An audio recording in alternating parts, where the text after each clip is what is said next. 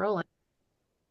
So welcome everyone to BoomerWorks. I am Shira Lotzar, co-founder of this our illustrious organization, and happy to be your host tonight, along with my volunteer, tried and true, Michael Butera. Thank you, Michael, for always showing your friendly face. And we are delighted to have everyone, and especially my dear friend Jill Kurtz. Thank you, Jill, for always being so faithful to our community here. Jill has, backed by popular demand, time and time again, doing this Digital Marketing Mastermind. Jill has been just a champion of small business owners for years. She has her own marketing and PR firm and has such a wealth of information to share with us. So today is going to be Sans PowerPoint. Okay, this is a open Q&A. Now I definitely have some prepared questions for Jill to kick things off, but I do want to just sort of start out and ask if anyone has any burning digital marketing questions that you came prepared here to ask Jill. This is your time, but again, I'm happy to kick things off with some tried and true questions. So does anyone have a question to kick us off with?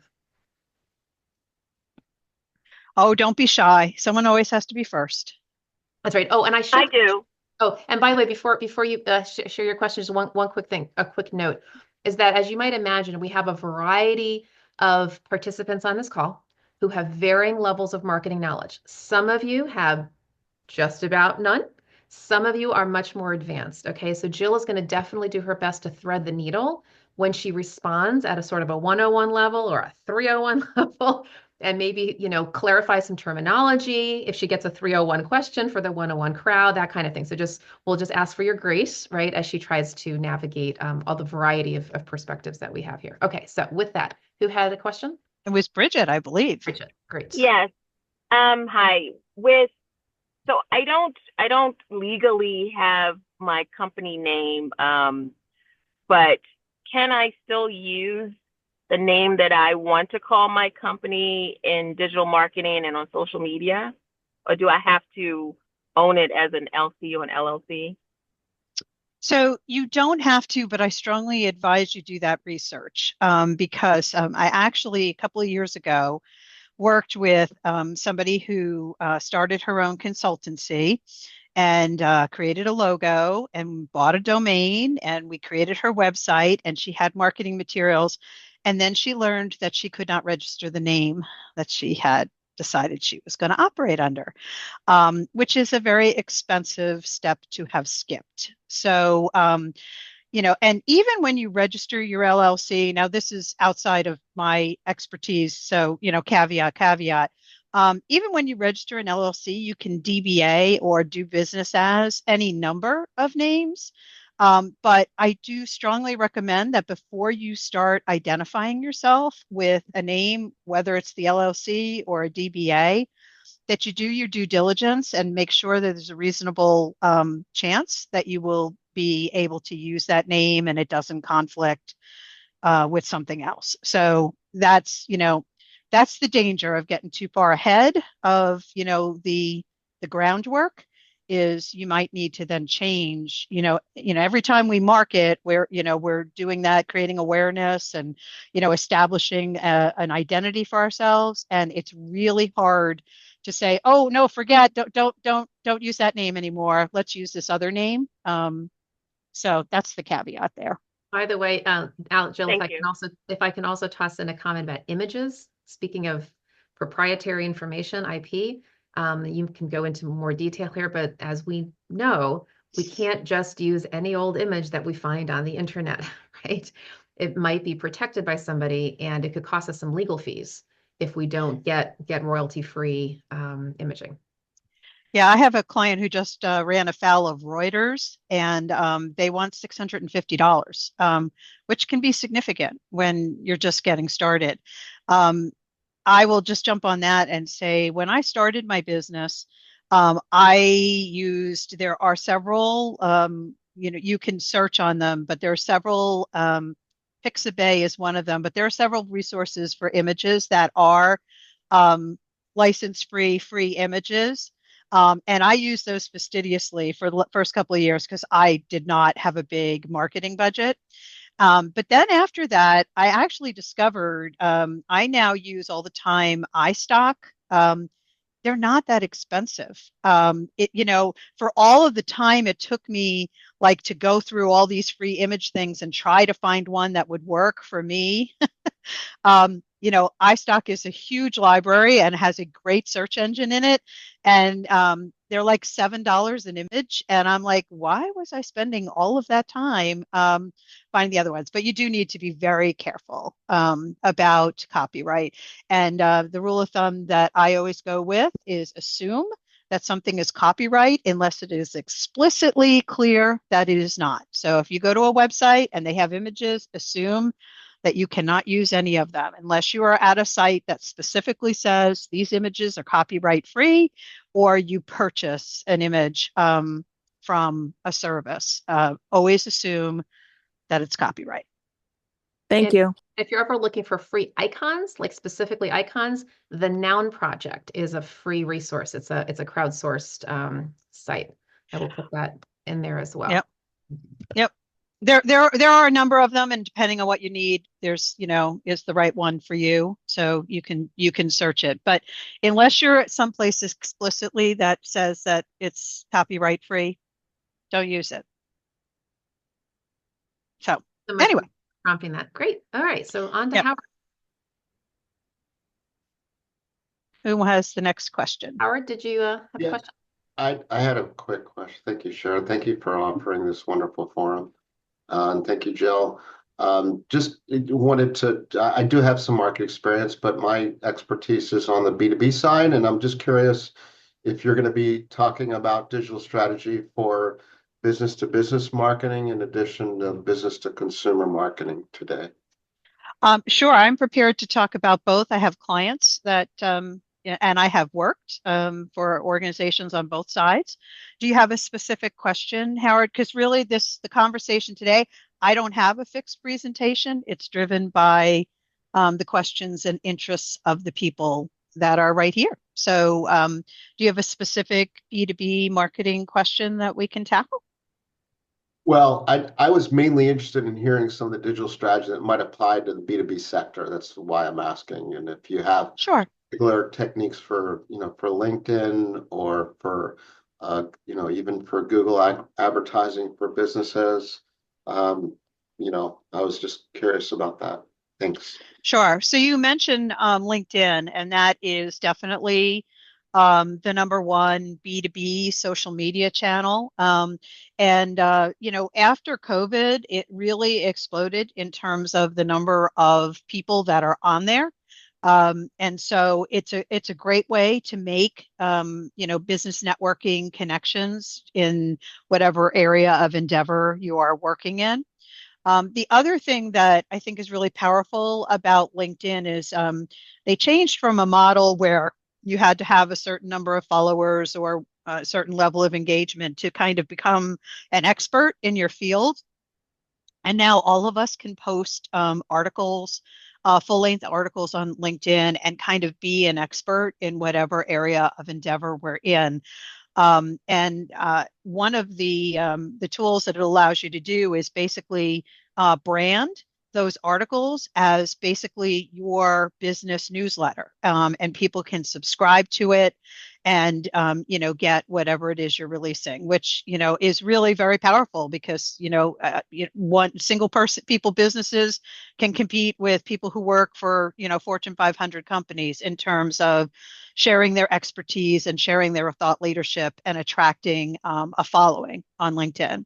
So that is a really good B2B tool for sure.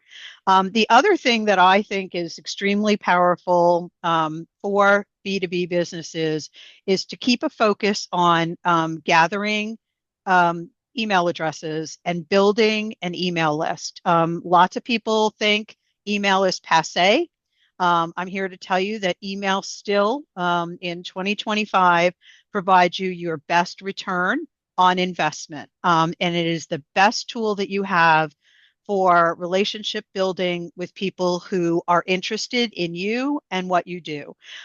So one of the mistakes I see that businesses make most often is they don't document their connections and they don't consciously build their network. in terms of an email list. I encourage everybody, whether you are on the B2C side or the B2B side, to really be thinking about whether if you're not ready to do email marketing now, that is fine, but you should still be gathering contacts. I've worked with businesses that were open for 15 years and they had not one email address that they could use for email marketing. And that's kind of hard to catch up with. But if you go into your business with the mindset that it's really valuable to you to capture that contact information, then you will be ahead of the game when you are ready to do email marketing. But the value of email marketing is relationship building with people who already know something about you and want to continue to know something about you. On the B2B side, we all know most B2B companies have a very long lead time between connection and perhaps purchase. Most B2B, it's months, if not longer, of a sales cycle. The email marketing is a great way to keep landing in somebody's inbox to remind them about who you are, what you do, and help move them along in that cycle. On the B2C side, it's a great way to help people to remember who you were, that, okay, yes, I got my roof from that company, or I bought this product. And it makes it really easy for people to forward things to other people that they know who might also be interested in your product. I can't tell you, the most frustrating thing to me on both the B2B and the B2B side is when I'm talking to somebody and I know that I can make a connection for them for a business that can help them with a challenge they're having, and I have nothing to share with them. I can't forward that email, or I can't, tell them where the person is on Facebook. So, but anyhow, email marketing, still your best ROI, whether you are B2B or B2C. But what that requires of you is that you consciously, when you're doing your business development, is collect email addresses. When I started my business, I would come home. I would always ask everybody for a business card. Anybody I met, can I have your card? Can I have your card? And I just started that email list long before I actually started to send emails. And, so when I started to send emails, I had a list that was probably about 100, which is okay. It's better than nothing. And I will tell you, every time I send out one email a month to people on my list, just to remind them that I'm out there, what it is that I offer. And every month when I send out an email, it generates business for me every single month. I can't say that about anything else that I do in marketing.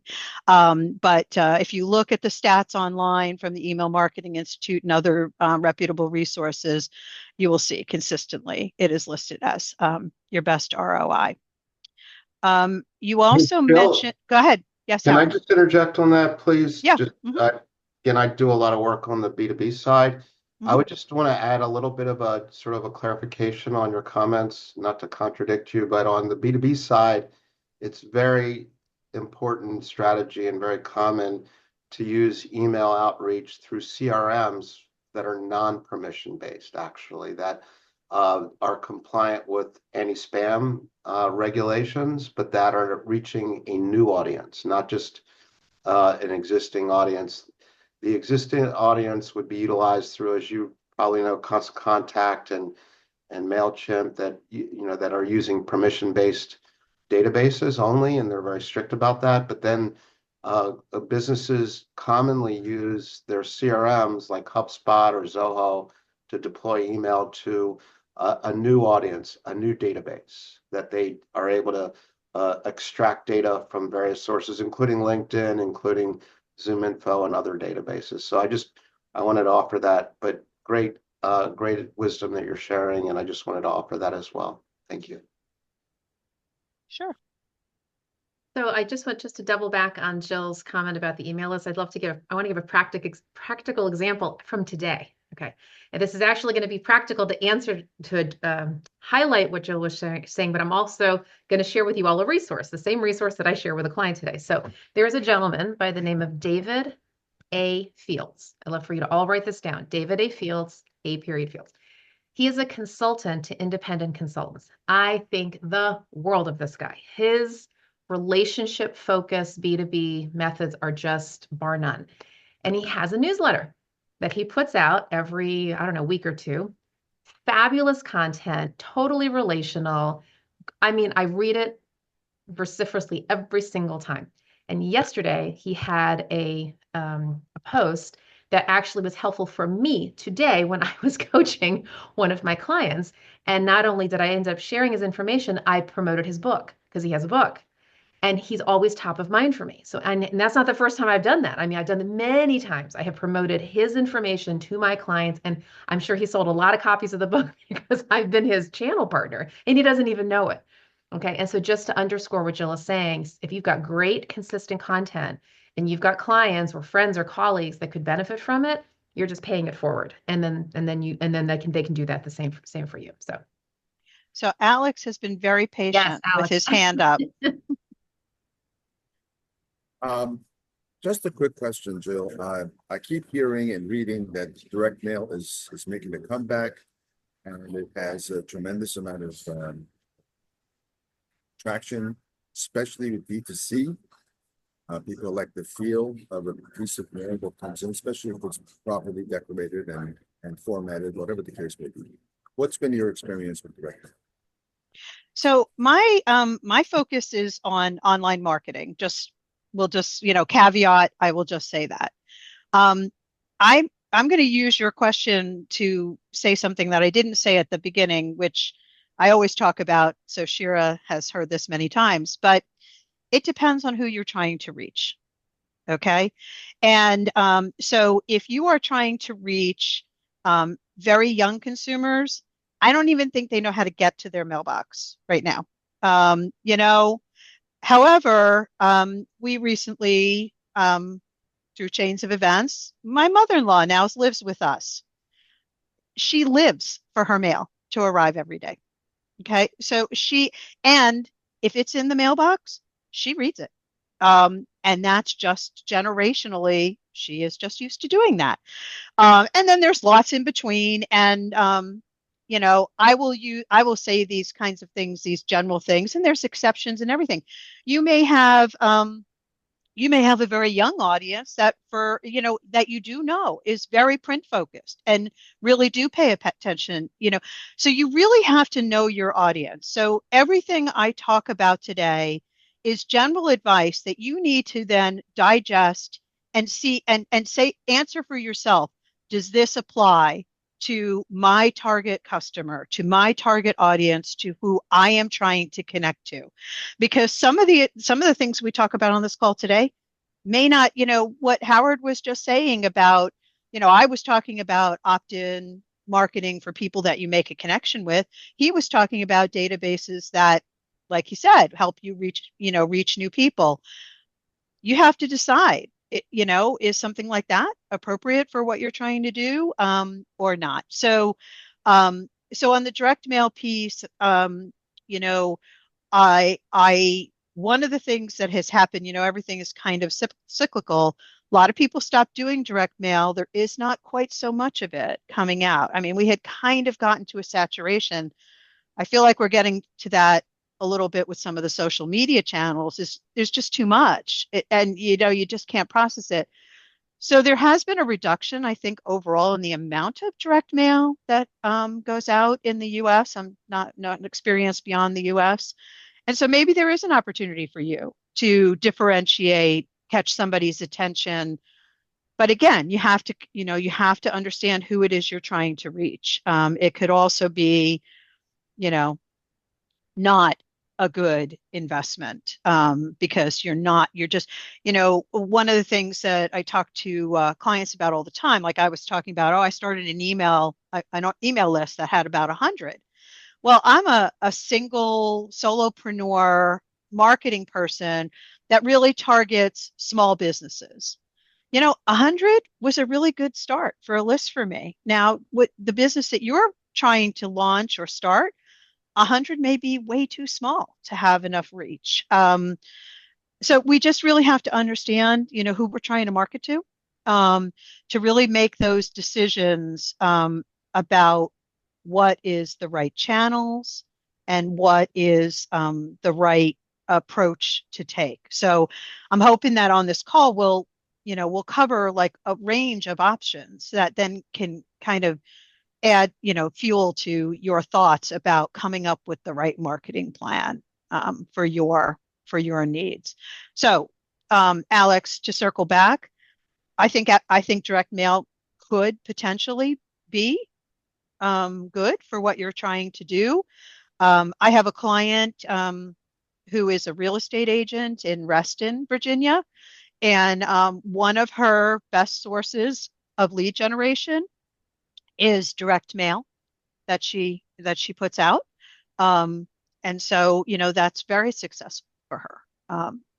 So it could be. Mhm. Other questions?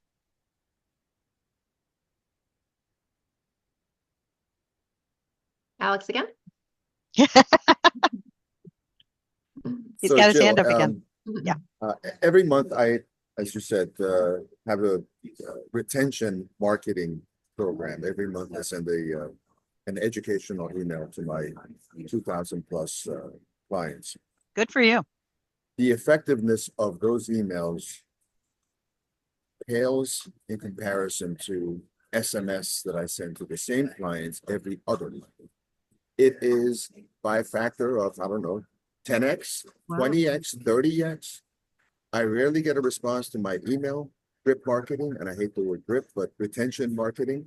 Yep. But I get tremendous amount of business from just SMS. People today for SMS to any other means of communication. I think it was born out of this experience. What do you think? Yeah, no, I think SMS can be super effective. You have to have access to the tools that let you do that effectively. So I work with a lot of clients who are really just getting started, and some of those budgets can be kind of daunting to have access to those types of systems. But I definitely see in my life as a consumer, I just 2 days ago ordered a new product. You probably see Tails walking behind me. We have 3 dogs, and I ordered a new product, and I was not actually even able to order the product without providing them with my mobile number and signing up for their SMS list. So this tells me that this is a very effective way to maintain contact with customers. Again, I think there's an age issue there, depending on who you're trying to reach. Um, you know, I told you my mother-in-law now lives with us. She has a flip phone. She does not know how to check her texts, right? I, you know, I'm kind of a little old and cranky. I get really tired of my phone buzzing at me all the time.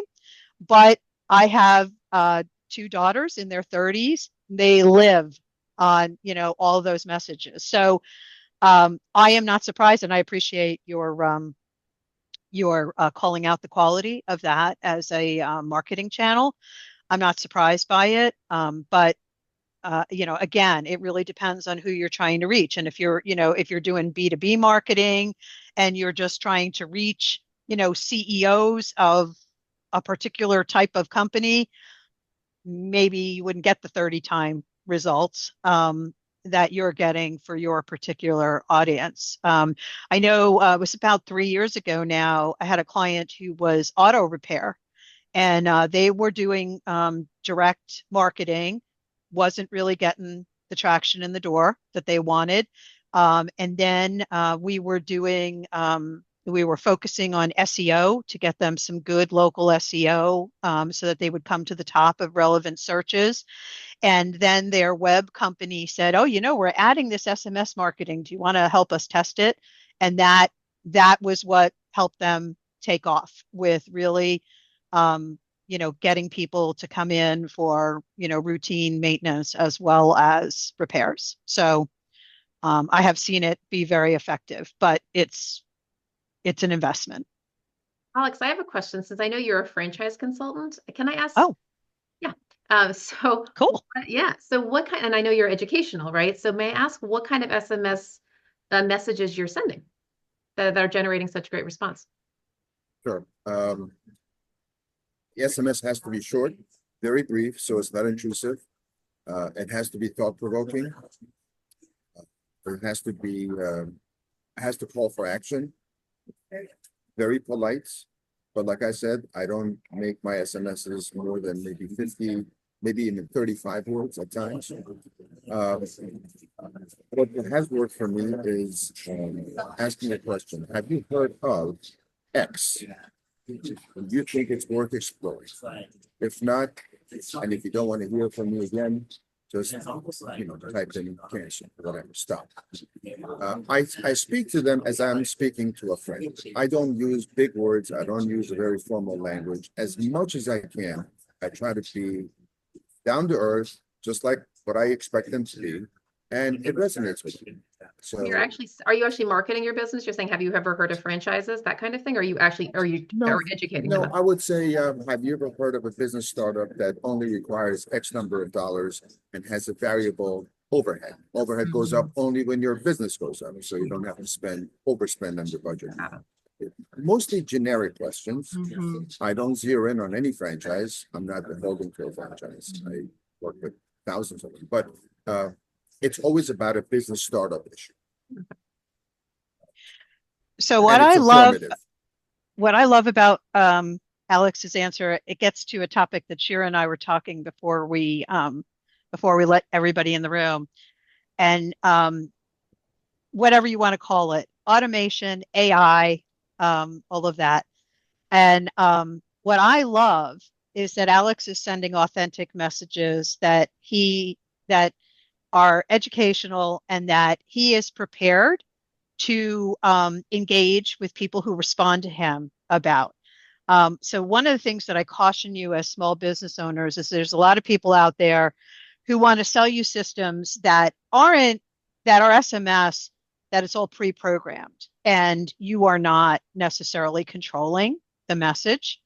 I caution you against that because it does need to be authentic to resonate and to connect.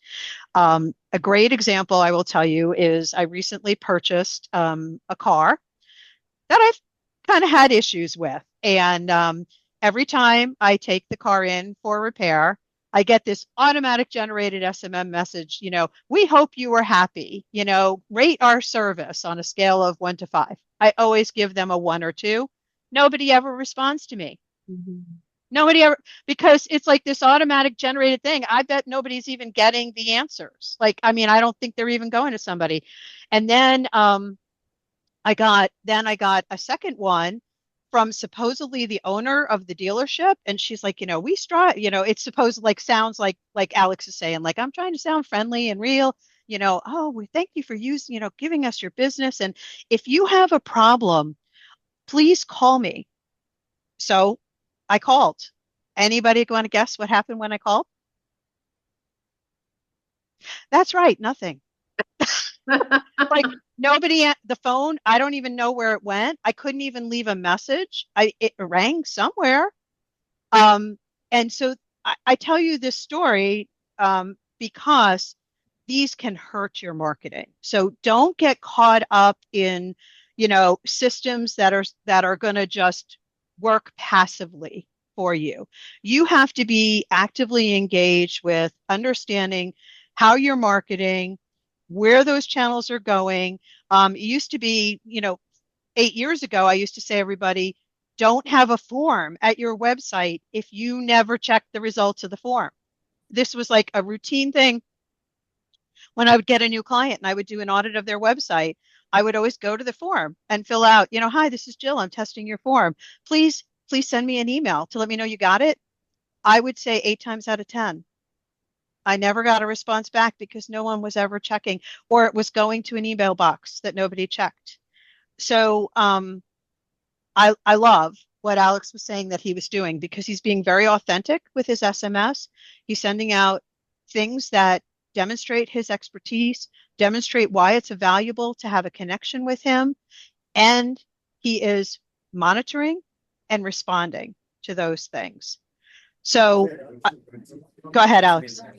Just a quick footnote.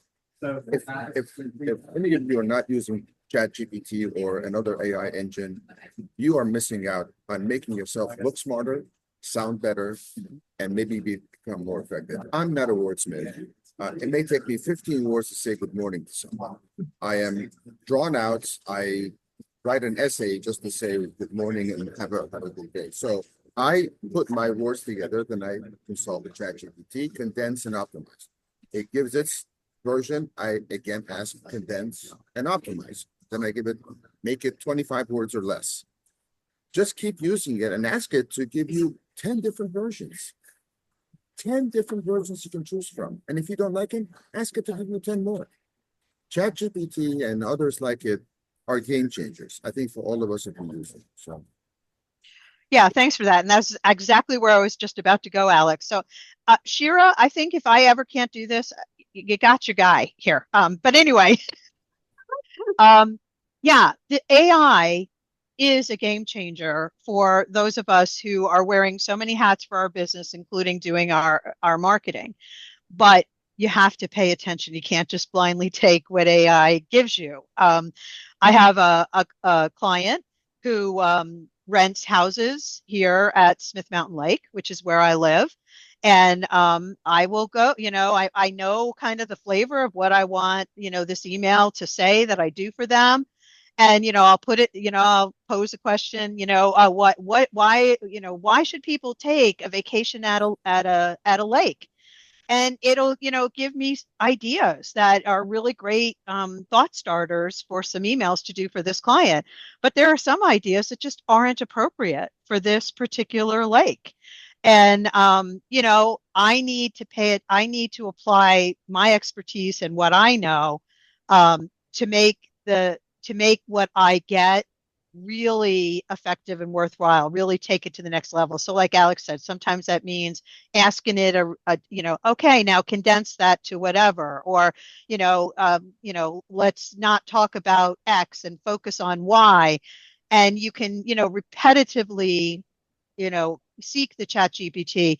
I like to think of chat GPT and things like it as really like just a new way to do search engines. And instead of, asking a question and getting like a list of results and having to look through a bunch of different results, it's really good at condensing multiple sources to give you kind of one comprehensive result. But, it's super important that we as marketers pay attention to what that result is. I mean, we've all gotten the instructions in something we bought that was written in French, translated to the Chinese, interpreted in Sweden, and then, has some version of English, and it makes no sense. We don't want to do that with our marketing. We want to make sure that we tap into these resources to help us be better wordsmiths, to help us look at a new way to present a concept that we want people to hear. But we need to make sure that the message is appropriate for our area of expertise and who we're trying to reach. But yeah, I mean, it's a great way to start from the I don't know what to say to oh, now I have a lot of words that I can work with and concepts that I can consider. We also need to be careful that AI sometimes it has a tone. Uh-huh. Right? It does have a tone, and people are starting to get hip to this tone to the point where a lot of people are like, "Oh, that's AI generated." So we also have to be careful that we don't keep that tone. I don't even know what tone is called, but it's tone, and Right. and make sure that we continually sort of morph it into more normal language, right? Well, normal language for our customer. I mean, it's a great point, Shira, but I was just so I kind of lost track and Shira had to call me and say, Jill, you joining? And I was editing something for a client. She's a biostatistician. Mm. There's a very specific voice that her audience expects, and then I've got, clients that are selling widgets. So you need to know the tone and the voice that resonates with who but it's a really good point. Just don't just assume. Yeah. One of the things that I'm learning when I can tell it always, I think ChatGPT tends to be a little too wordy. And that's why I appreciate that Alex said that I say to it sometimes, give me that in just 20 words. I do find this. So I'm like you, what you're saying, Shira. There are some things that I'm seeing. I'm like, I think that came from Absolutely. AI. If we're gonna get to Yeah. the point where our AI is talking to our other AI, and we're just sort of Yeah. lost in the mix, it's just robots talking to robots. Uh, well, we're already there. Already there, right? There's what is that tool that they're doing commercials for that you can just like talk to it and it talks back to you? I can't remember the name of it. Is it Gemini or something like that? Oh, the I don't know. Gemini. I've heard of Gemini. I haven't used it. Yeah. I mean, I'm scared about that. Well, Gemini is the Google product, Okay. and Microsoft's is Oh, Copilot. Yeah, Copilot, which right? is now Yeah. embedded into our MS Office. That just happened. I'm like, what is going on? Right. Yeah. So, Michael, did you have a question? Because I was going to post Well, something. I was just only going to, I was going to mention and ask at the same time that I'm a solopreneur like most of the people here, and I had a rather extensive email list. And about 2.5 years ago, I got a free version of HubSpot, which is a CRM. Hmm. So it didn't cost me anything. And it took me a little bit of time to learn how to use it, to be fair to everybody. But it has made some of my activity a lot easier. I mean, take something simple like you want to send out your newsletter, that's a real easy task. And I've set it up so I get a notice if it's a bad email address or if somebody wants to unsubscribe. Now, admittedly, I have to go, like someone said earlier, you better go check to see if you got the message back. But I found using, a relatively easy CRM very helpful in kind of the things you've been mentioning about make sure you answer if somebody asks is the biggest one because I see that all the time. And so, what are your thoughts about, smaller enterprise, like most of the people we're going to meet here, using, a relatively simple CRM that isn't so costly? Yeah. I mean, there's a lot of tools out there. And I think one of the things that's hardest as solopreneurs is we don't have a lot of time to do like beta testing on all these things. So I thank you for your testimonial for HubSpot. I personally, I think that's a great way to find a tool is to talk to people who are like doing something similar to you or whose opinion you otherwise respect, and kind of get in the lead because a lot of these things you really have to dig deep into them to really before you really understand if they're going to help you or not. Like, you can't just watch their little demo video and really figure out if it's going to work for you.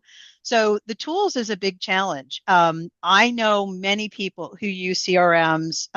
You and Alex have just spoken to some of the values of that.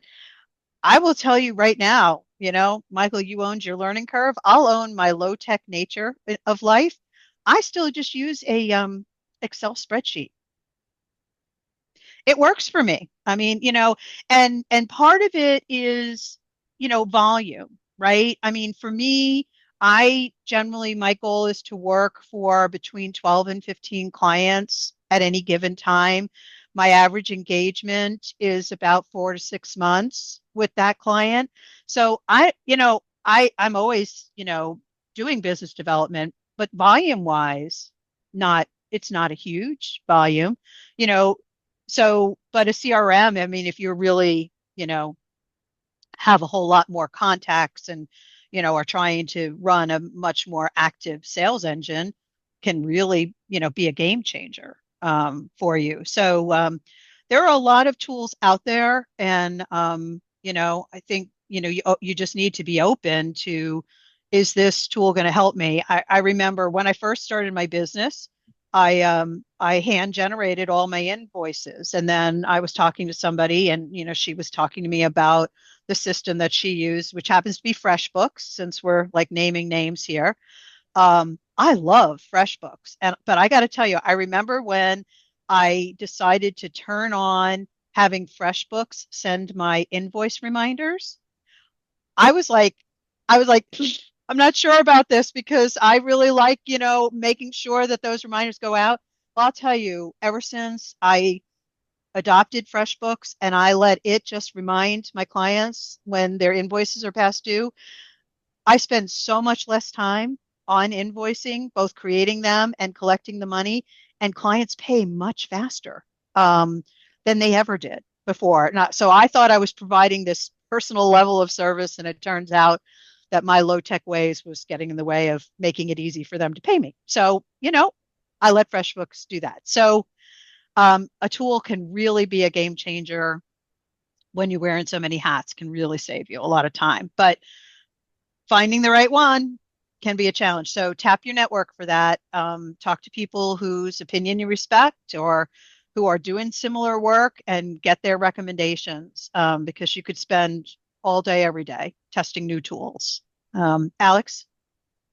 Jill, to follow up on what you just said, if you're looking at CRMs, one of the best tools I found using mine is it gives you a notification when a client opens the email. Mm-hmm. And I know this sounds a little maybe too futuristic, but if I do see an email open, the next day I send a text message to that email because now they're familiar with it. So if you're looking at CRMs, see if you can find that feature that tells you when the email is open. It's very valuable. That's great. So I use that one as well, Alex. I have the same feature, but I do something else. It's a very old fashioned. If I have somebody that opens almost all the time, every time you send one, because you can get the notification, that Shara opens every time you send it. So what I will do is about every other month, I check that number to see how many people have opened up two or three or four or something like that. And I actually send them a handwritten note of appreciation. Takes me no time at all. I'm talking about maybe 20 people out of my list that I'm going to do this every, and I have gotten enormous reaction to it. Just, I know it's old fashioned. I don't have a better way of doing it. Yeah, I guess you probably could automate that too, but I don't know how to do that. So I sit down and I write, a dozen, maybe 15 handwritten, essentially appreciation notes, and leave a phone number and give them a card in it. And I get enormous response. If I send 12 out, I will have 7 or 8 of those people give me a call. Mm. Yeah, and so there are companies that do that I that don't will know. do those automated. But again, if it's a manageable number and it's resonating with your audience, it's another great example of low tech can rule. Yeah, and it's personalized because the companies Yeah. you're talking about, Jill, I actually used to use it for a minute. I used it. And the thing about it is that what they do it with those companies, you get on a portal and you write your message and then it sends it off for you. But the thing is that the print is a digital print. So if you're receiving one of those cards, the person knows you did not handwrite it. So it looks auto tech generated and I feel like it just detracts from the personalized nature of what you're trying to do. So I recommend don't go that way. Actually, if you're going to write the note. And that's much, much more personal. Yeah. Just one quick little story might be of interest. So one of the groups that I got to work with through this had all very young people. They were all in their early 20s. And I sent them a handwritten note, and honest engine, a fellow called me up and said, I know I have a note, but I never learned how to read cursive.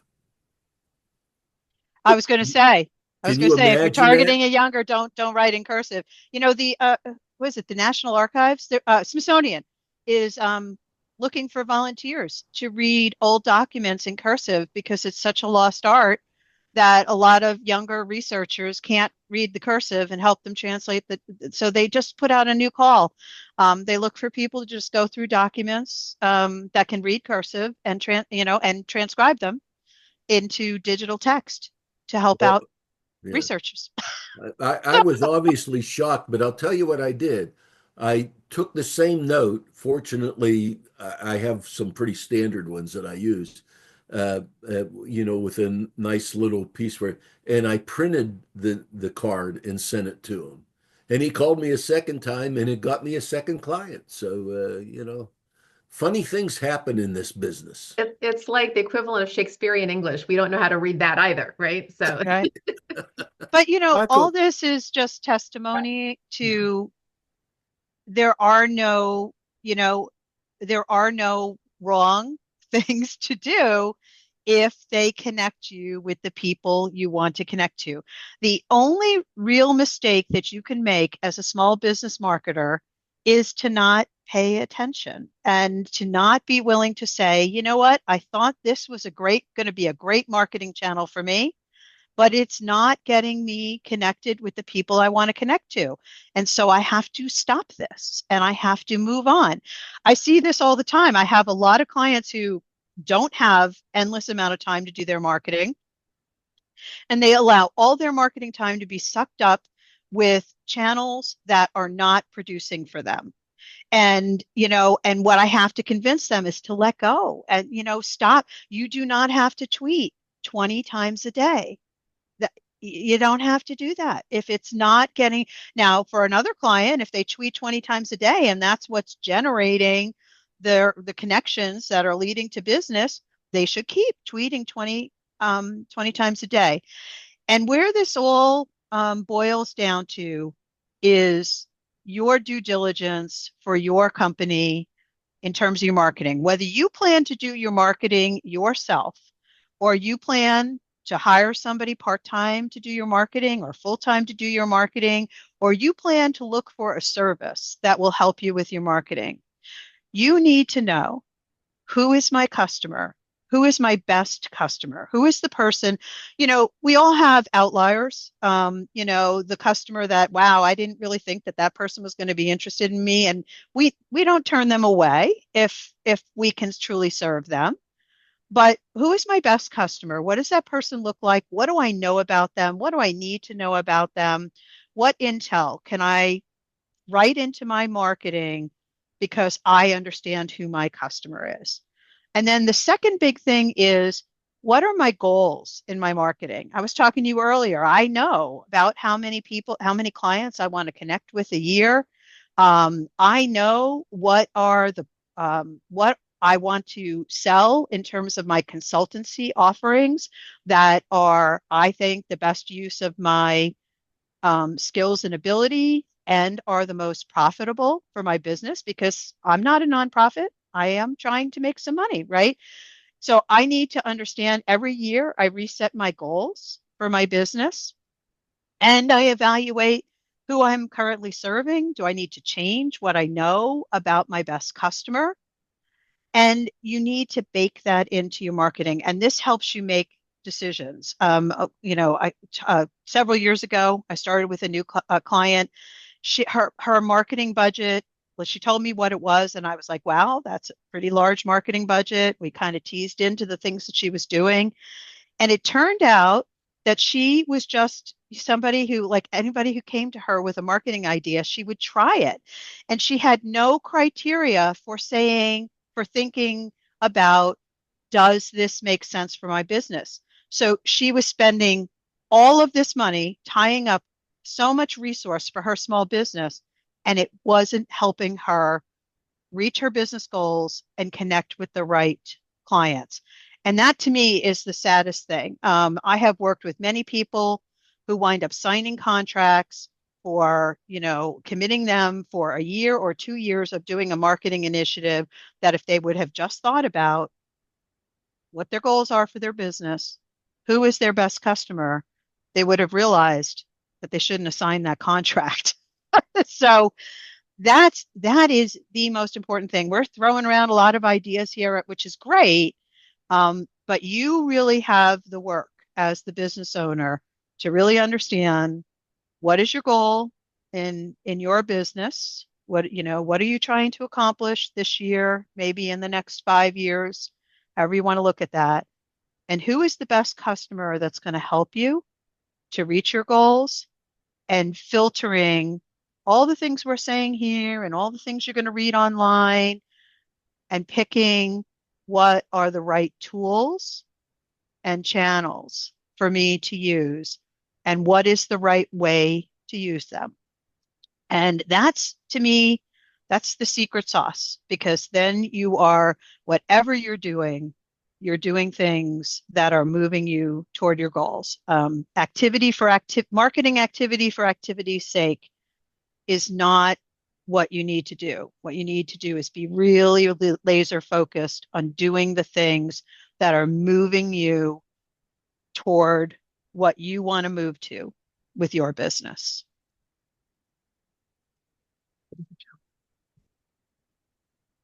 Erin, you're on mute. Oh, yeah. I just wanted to ask, do you have suggestions for resources to, as you're sussing out what are the right tools and channels, how you make those connections between the target customers? Like, are there databases, and like, where are people actually figuring out how to use those tools to reach those people? Yeah. So I kind of was thinking you were going different ways at different points in your question, Erin. So,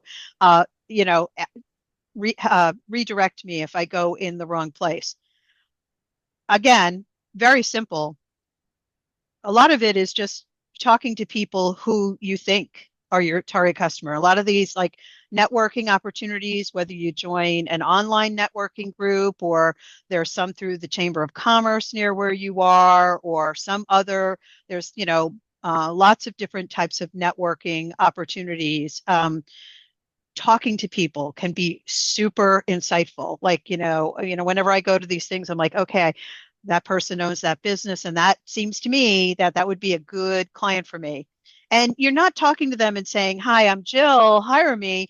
But you kind of talk to them about their business and what are they thinking about, and what do they think? Do they think their marketing is working? Well, I'm in marketing. Is your marketing working well? What's working well for you? What's not working well for you?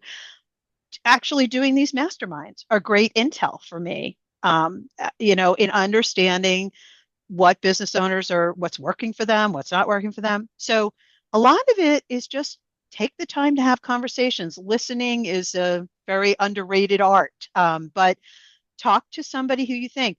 That's another thing that LinkedIn is great for, is, whether you just out of the blue say, hey, I was looking at your LinkedIn profile, and like, you are who I want to be in 10 years. I'm trying to build my business.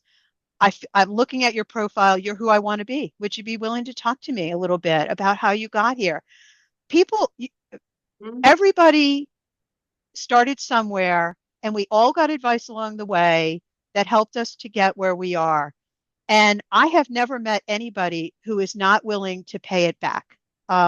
We look to pay forward. We look to pay back. And when somebody approaches me, I do a lot of talking with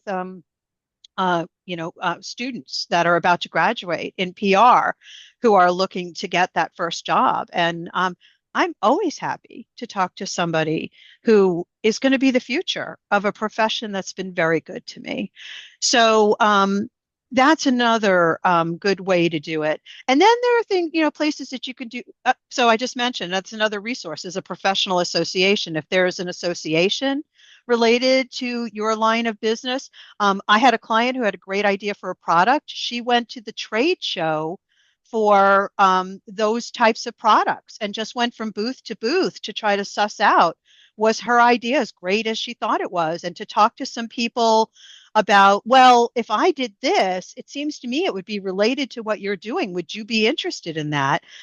Honestly, she learned that her idea was not as great as she thought it was, but she learned that before she spent a lot of money on an idea that, that wasn't as great as she thought it was. So there's all kinds of ways. And then there's even just like general, one of the things I always love to look at is Pew Internet. They do research. They've done it for years.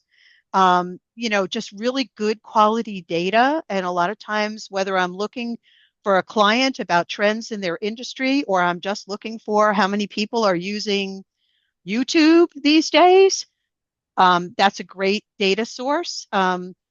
So, Erin, does that give you some ideas? I think we lost her.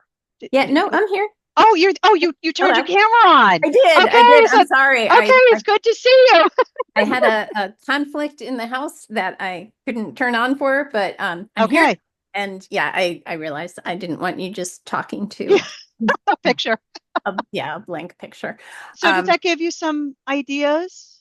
It does. It definitely does. I know the question is super basic and it's obviously going to vary widely based on what it is, what your service or your product is. Yeah, But it's really just about knowing at the most granular level, like who I'm serving, where they hang out, what their needs are. Just that absolutely. curiosity driven, get to know me. Creating a persona. Mhm. Yeah. Mhm. Yeah. And again, it just starts with conversations and and then like here's Shira, awesome resource. If you know what kind of person you want to connect with, I would, I have done this in the past. Talk to Shira, and she may have somebody that she's introduced me to some amazing people. So here's a resource that you have right here on the screen. And, like I said, and maybe somebody knows somebody that you can go have a conversation with. You know, it's amazing what people will tell you over a free cup of coffee. So Happened to me today, but like a couple hours ago. I have a client and she reached out. She said, Shira, she says, I don't know if I'm overstepping my bounds here, but I kind of have a personal question. I'm like, okay. And it turns out she's got this Vietnamese cultural something or another she does on the side. She goes, do you know anybody in the DC media who might want to cover this? Sure enough, I have an old client who works for the DC government media office who loves to do cultural inclusivity. I'm like, oh, Kelly, like, takes 2 seconds, but people do this, right? It's just you just ask and people will be more helpful. And just to echo what Jill was saying, when I started my business, or at least this part of my business, and I started doing public speaking and stuff, I started tapping people. They would give me such wonderful free advice. Everything from my very first PowerPoint, first one that I ever did, right? Back 100 years ago. I had somebody sit me down and say, okay, do it this way, this way. When I was negotiating fees, someone gave me advice here, gave me advice here, told me about the market, and I am now paying that forward to people to help them negotiate their fees because I was taught well, right? So we've got to you're going to learn from folks, you're going to pay it forward. You just want to keep your eyes open for how you can learn, then how you can give it back. Yeah. Great. All great advice. Thank you. Yeah. So Jill, I want to pull out a thread here. So we're talking about the CRMs, we're talking about personas. One other level here that I'd love to get into is content marketing. So if you could first of all define content marketing for those of you who are not familiar with the term, and then talk about it from the perspective of understanding your persona, understanding your target market. And just by the way, I should let you all know that while I'm asking Jill to give kind of a high level answer here, we actually had a speaker specifically speak on content marketing twice here. His name is John D'Annunzio. While Jill's giving her answer, I will put the BoomerWorks link in, and you can go. He has 2 deep dive content marketing, videos that he did here on BoomerWorks. And I'm also going to put in, actually, while I've got the stage, for those of you who are interested in the trainings that we do, not only recording today, we've been recording since August of 2020, almost every single meeting. And we have a training center tab on our website. And so it goes right up there, and we've segmented it by general topics. So I will put that in the link, but I'll also put the content marketing because I do want Jill to at least kind of give a high level overview. So Jill, anything you want to say about it? Yeah, and I'm glad you have those resources because it's a big topic. Yeah. But I'll go back to Alex's comments earlier about what he's doing with SMS, and that's a version of content marketing. We all have content is an essential part of all of our marketing, whether you think of it as content marketing or not. But it is about what it is that we can share that is central to our expertise or what our business does. But it's that conscious thought of it is not enough to just do a Facebook post. What do you have to say that's of value to your target audience? Whether you just choose to say that in a picture or in text or in video or in an email or in an SMS, you have to know what it is that, what content do you have that is essential, of interest, engaging with your target customer, that advances what you are trying to do with your business. This is another thing I've seen people get astray with is like, oh, everybody likes my jokes. Yeah, but do they know that you're a plumber? Yeah, right. Yeah. If entertaining people is, your business goal, then you're doing it. But I had another client who was like really into puns, but then nobody could figure out what her business was. So content marketing is all about being really intentional about what it is, what it is that I can provide to my target customer that is of interest to them, that reflects my expertise, that helps me to advance my business. Because we all know, nobody just wants to, every time you engage with them, to say, buy my product, buy my service, buy my product, buy my service, right? We need to build a relationship with them. And the content is what helps us to do that, to show that we are a valuable use of their time, to show that we're the David A. Fields of our area of endeavor. When you get an email from me, it's worth your time to read it. When you see something come out, a book, I write a book, it's worth your time to buy it because you're going to get something that you care about, that's valuable to you. And so that, a lot of times we all just get kind of caught up in the, I need to get something out there. I clients say this to me all the time. Oh, I need a Facebook post tomorrow. Okay, what do you have to say? What is it that you want to tell people? I don't know, but I always try to get everything out once a week on a Wednesday. Well, that's not valuable. That is not valuable. What's valuable is, they don't care if it comes out on Tuesday, Wednesday, Friday, or the second Sunday. You have to be saying something that's meaningful to who you're trying to reach, that's meaningful to the business that you're trying to build, and is meaningful to the expertise that you have to offer. And that is really the essence of content marketing. And then layered on top of that, as you kind of discern that, you might learn what your best formats are to share that expertise. I have clients who are like amazing on video. They can take a cell phone, do like the selfie thing, record a video. I'll watch it all day long. I have other clients, not so much. They're not good on the video, the video platform for sharing their content.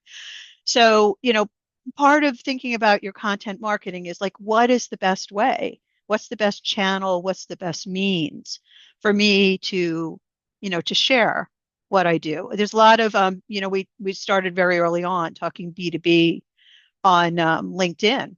LinkedIn has really upped their game for allowing people to share video on that platform.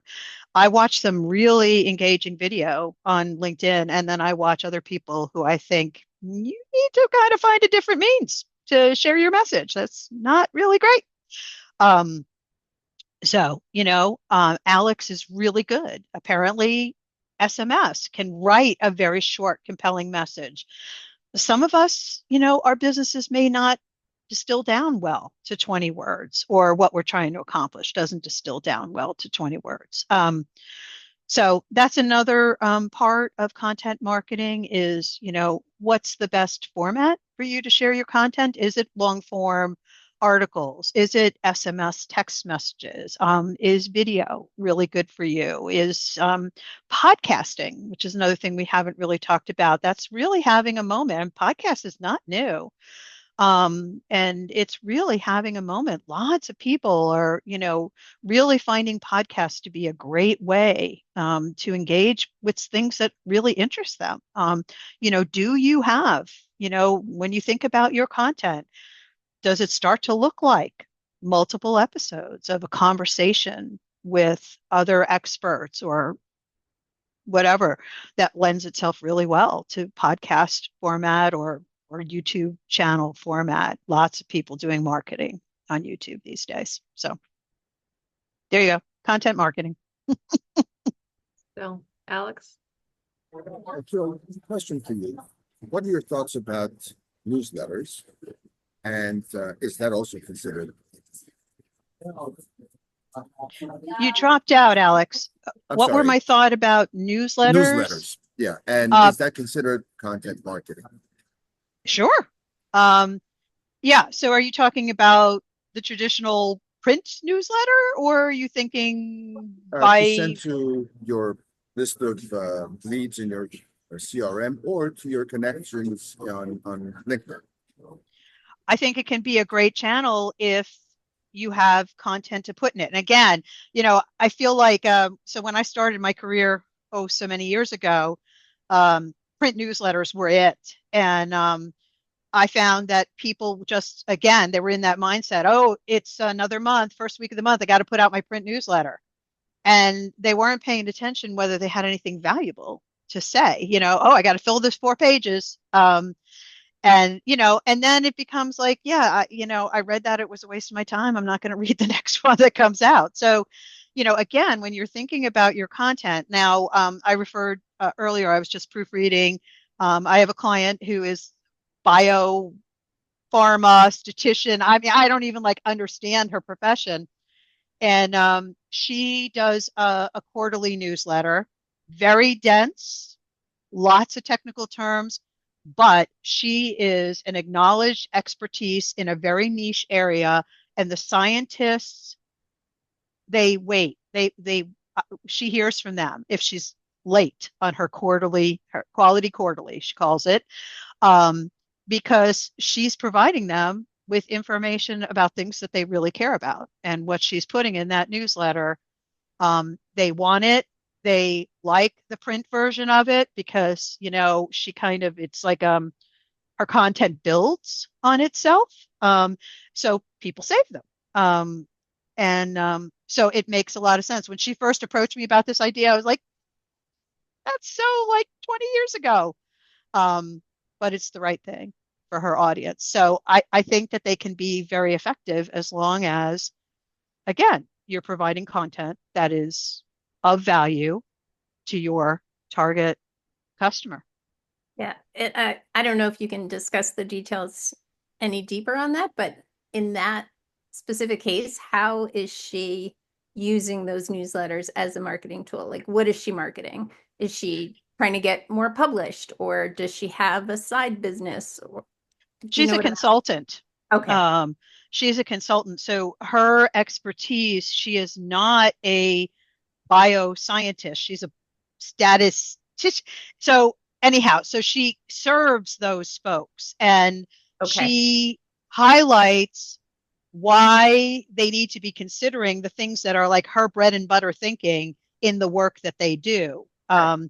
So yeah, it's yeah, like I said, way above my knowledge of bioscience, but very interesting. But yeah, and that's the thing. You need to, understand what your target audience, what they care about, what they're interested in, and be able to demonstrate to them that you're the person to help them, or that you're the person that can address that need that they want. And, a lot of people think, well, oh, I don't want to give away too much for free. Well, what you're doing is demonstrating your value.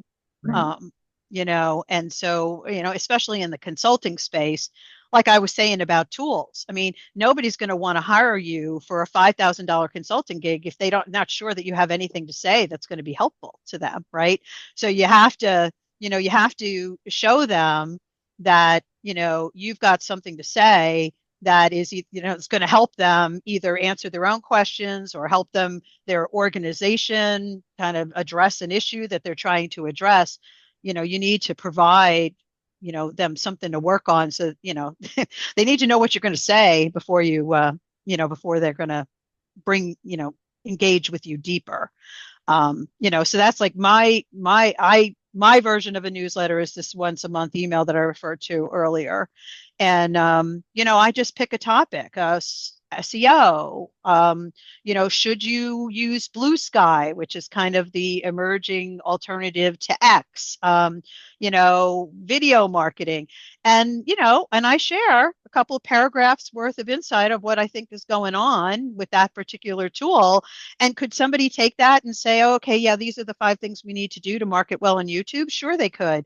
But, what I'm demonstrating to them is that I'm paying attention to, what's out there, what the opportunities might be for small businesses that are looking to enhance their marketing or evaluate their marketing. And then I get, people who click the button and say, yeah, I have been avoiding learning more about YouTube. It is past due. You can help me, let's talk about it. And to that point, Jill, and I'll borrow a David A. Fields concept. Yeah. We love him. He says you can't give away too much intellectual property. And I agree with that, because not only does it show your credibility, but it also shows your client how much they need you. Mm-hmm. When you give away that much content, they're like, whoa, whoa, whoa, I had no idea I needed to know all of that in order to do the thing. Can I hire you for the thing? Right. So it's great. And then look, it's also good for people who just want DIY. Look, not every customer is our customer. We're not there to help everybody. We're there to help the people who really need us. And sometimes it's just a matter of give back. We give that way the information, right? For those people who really can do the DIY. That's great. God bless them. Fantastic. But for those who can't, now we've shared with them that, look, we actually are experts in this thing and you may want to use us. That makes so much sense. Yeah. All right. Any other questions?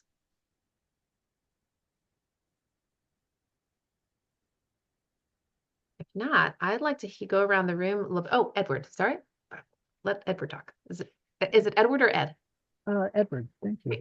Yeah. And also thank you for your talk earlier at the Career Gateway. Very much Oh, my appreciated. pleasure. My pleasure. So piggybacking off of the earlier question about images, I was wondering if there are any comparable resources for sound or music. Yeah, there are. Yes, there are places that there are catalogs of copyright-free sound, music, and then increasingly the places like the iStocks and the Shutterstocks also sell licensable segments on that. I don't know any off the top of my head, so I would just that would be a Google search. But yeah, and then you might find a lot of times, like if you use some tools, so I don't know what you want to do with the sound, but what's coming to mind to me is Canva. I use Canva for a lot to create a lot of the well. Yeah, it has a tremendous number of assets built right into it. There's a whole catalog of images you can use in Canva, unlicensed templates for anything that you might want to create for a social media post or a print item. I haven't really dug into. I think that there are also some video assets built into Canva, and then if it's video, you can strip the sound, right? So that's another benefit of bringing on some tools, is it can bring some resources to you that save you from having to find everything on your own. Yeah, in my case, it's like, well, either I generate it on my own or I find something that's already been done. So it's good to have the option. Yeah, absolutely. Good. So actually, I'd love to kind of go around the room since we're a small crowd and have everybody very briefly share what your business is and how you currently market. Okay, love to hear that real fast. So let's go in order of what's on my Zoom. Ed, then Alex, Aaron, Michael, if you'd like to participate, Edward Thompson, Bridget, and that's it. Okay, so let's go back to Edward now. Okay. Well, I've got multiple hats in the conversation today. Day job, I'm a pharmacist, background in clinical research. But as far as my digital marketing is concerned, that is more my art design consulting side. Right now, I would say my marketing is pretty minimal. There are a couple of online portals that I have listings at, but I don't do very much else, and I'm not, active on social media terribly much. I don't use Facebook. I'm not on, literally whatever it is now. I am on Blue Sky, so go figure. But that was one of the reasons that I'm here today is to get an idea of what I don't know, because I know there's a lot I don't know. And I would say the model that I've been seeing for most, or rather people who are closest to what I do in terms of my art and design, what they've done is they've created a Patreon, they may run a Substack, and they may actually create a Discord community and do promotion through that. And so those three things I see a lot of. Thank you, Edward. Alex, real briefly, I know we've gotten to know you a little bit in the conversation today. I help professionals who are looking to leave their jobs and start their business. My focus is franchising as for a first-time entrepreneur. I think it's the best way to tackle all the moving parts of your business, all the support, all the training, 24/7 support if it's the right franchise. Highly targeted to what the need of my clients, what their temperament is, what their passion is for. These are all key elements. And my marketing approach, they're multifaceted, but the strongest one is I send 20 invitations to connect on LinkedIn every day. I'm pretty transparent. I target mid-level management and higher and all the way to executives. I search for those names on LinkedIn Sales Navigator. Once I have my targeted list, I send out 20 requests for connections every day. And when they do connect, I don't do anything automated. It's highly organic. I converse with them and I'm very upfront. I help people who are tired of working for demand. Are you interested to explore? And that's it. Appreciate your transparency, Alex. Okay, Erin. Hi, I have been in a communications lead role previously where I did a ton of newsletter writing, creating the graphics for it, doing the email marketing campaigns. But it's been a couple of years now, and I was curious about if there are different social media channels that are more associated with different lanes of marketing. But I think really it just goes back to the initial question, which was know your customer and where they hang out. Yeah, I really was just interested in any sort of the moment uses or changes to, or hey, are you aware of, how this feature or that feature is being used in the different social channels for marketing. So. Bridget? You're on mute. Hi. I'm not sure yet. Is that okay to be? That's fine. For sure. Actually, so next month, we're going to be, actually, I will be leading our session on conceptualizing your business. So you may want to join us for that. That's going to be on February 20th. So it's specifically for folks like you who are just in the I don't know yet. Well, I have the production company, but that's not, I don't think that's what I want to make the company. I think that's where I will check in next month to talk about.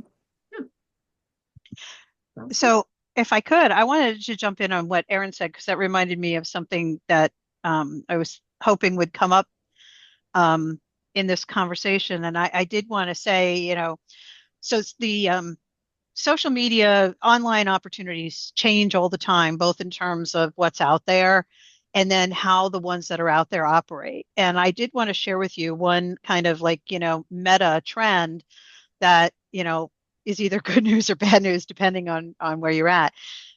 When social media first started, it was all very generated on building your community, making actual people, getting people to friend you, like you, connect with you, whatever you want to call it. And now, because they have invested quite a bit in, AI and other things, they're much less reliant on those kinds of things. And the search engines and the algorithms within each of these platforms is now much more likely to connect me to Erin, not because I know Erin or we have any third degree of connection, but because we're talking about similar things on the platform. So the good news for marketers is we have to spend a whole lot less time encouraging everybody to like us, connect us, friend with us, da da da da. Um, but that puts even more pressure on your content marketing because you got to be talking about the things that the people you want to connect with are interested in, and the engines and algorithms within these platforms will now do that for you. So it's even a little less control. You can look at it that way, but it's also a lot of opportunity to connect with people that you didn't even know you might want to connect with. But that is definitely a trend across all the social channels because their success, and this is something that, I tell clients when we talk about search engine optimization all the time. Google grew when, back in the day, there were other search engines and there are still a few floating around the edges, but they grew because when Shira would go and do a search term, she'd get the results that she wanted. That's what made Google grow. And the social platforms are all doing the same thing. Michael may not know that really what he wants to do is understand what Erin does with her business, but because of what he is saying on our platform, we know that he does. So we're going to start putting Erin's content in Michael's feed.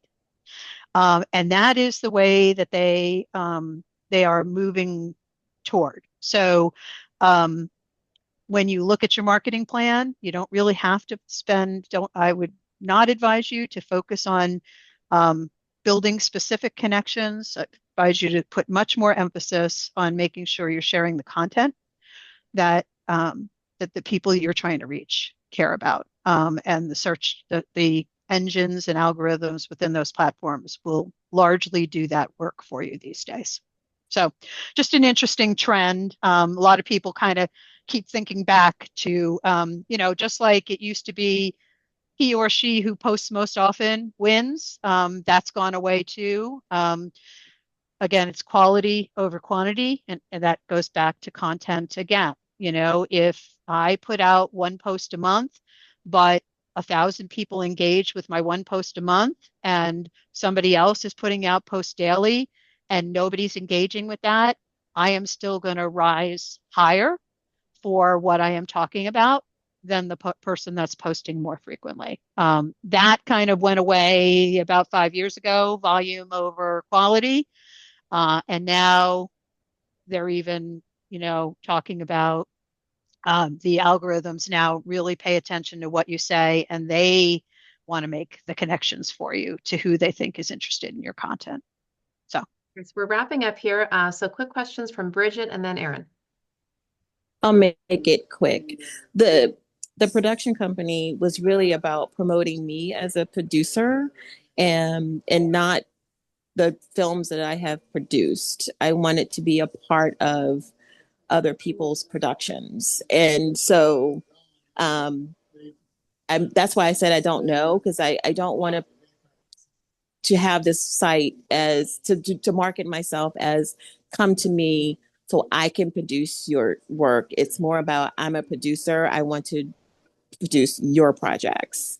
Right now, that's how I want to handle the digital marketing. Like, how do I use my social media platforms to do that instead of getting people to come to me? So, I mean, that's all I wanted to say. that's what I've been struggling with as far as brand digital marketing it was concerned. But I appreciate everything that you said tonight. It's been very helpful. Thank you, Bridget. And Erin? As these platforms are now doing the work for you of building networks and relationships or grouping ducks of a feather, are they using keywords in your content that you're putting out?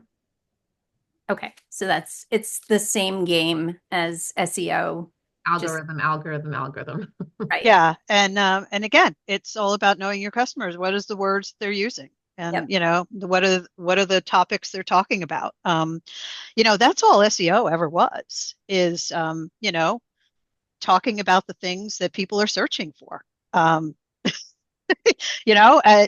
lot of people make a lot of money making it sound a whole lot more complicated than that. But, whether you are a one-person business or a Fortune 500 company, who's going to rise to the top of the search engine is the place that has the content that's the closest match to what the searcher is looking for. Just a follow on to that, Yep. opinion on Google Ads, like boosting your place in the line for searches. So you can throw away a lot of money on Google Ads. So I do it for some of my clients. I do focus more on organic marketing rather than paid. When you go to Google, they'll tell you that there's 50,000, terms that you should be buying. And again, it's your due diligence as the business owner, are those keywords really keywords that are going to, yes, it's related to my area of endeavor, but is that really going to get the right people in front of me? And you just really have to use that, that criteria. So, it could be very helpful. You can run a very effective Google AdWords campaign with a low budget. They, of course, will discourage you from doing that. They like bigger budget campaigns, but it all comes down to knowing who you want to reach and what you want to offer to them. And that really helps you to be very, the word is escaping me, insightful into knowing what might be helpful to you to do a Google ad. I will say that younger folks, and I warned you, I will say some generalized things about generations. Younger folks do not differentiate between paid and organic like those of us that are older were trained to do in our formative years. They just, if it's content that is valuable to them, they don't care if it's an advertorial, a paid ad, sponsored, whatever word you want to do, they will look at it and consider it, whereas we were all trained, if it's paid, it's of questionable origin. That really has gone out the window. And there's a lot of research that says that happens. And I never wanted to believe it, but it's true. If you think that that's, especially, Ashira and I were talking about that kind of these borderless businesses that is really more common. I mean, 20 years ago, when you said you had a small business, everybody assumed you were only working in the town you lived in, and now you could be serving people, in California, other countries, whatever. So Google can be a great way to expand your net, to get the right eyeballs or, get the right leads. But you have to really know who you're trying to reach and what they're looking for. It's not enough to say, oh, I sell beach balls, so I'm going to buy every AdWord that's related to a beach, right? No, because people are looking to rent at the beach. People are looking to, do, all kinds of things. You want to get the people that are looking to buy your beach ball, right? Not just everybody who's interested in a beach. So, yeah. So anyway, so that's my caveat. You can spend a whole lot of money with Google Ads getting not the leads that you want to get. And we actually have another Of course you do. Yeah, right. We do. And yeah. And so if you go to hold, I'm just, you know what I'm going to do? I'm just going to put this link, this whole link in the chat. So this is one of the subcategories, which is marketing your business. It has a whole bunch of videos, including at the very bottom one on Google Ads. Now, I don't know how relevant it is because this was actually probably a couple of years ago, but I'm just going to put that there and you can scroll down to the bottom. Okay. So Bridget, did you have a quick last question or comment? And then we'll wrap up. Nope, we're good. Okay. Well, Jill, thank you. Thank you. You've been a blessing to all of us and really love having you. As always, we will be absolutely happy to have you back and appreciate your go-giver nature. We're very much appreciative. Well, thank you all for hanging in there. And I hope the hope is that everybody walked away with something that will help them move forward with what you're trying to accomplish. It's very exciting. I think this whole culture of, being really open to people, small businesses as being great resources, and it doesn't always have to be the big name. It's very exciting. So go for it. I'll do our pebble in the pond. Exactly. And we do look forward to seeing you back at BoomerWorks. For those of you who found us a meetup, please go to boomerworks.org, go to our join button and just sign up for our community, and you'll just get a quick email once a month to let you know about the programs that we have coming up, and feel free to tell your friends and colleagues about us. We're always happy to have, as you can see, we do cater to the 50+ community, but we are age inclusive, so all are welcome, but we just try to make sure that we are extra sensitive to those of us who are a little more seasoned in our careers. Thank you. Thank you very much. All right, everyone. Have a blessed night. Take care. Bye. Bye now.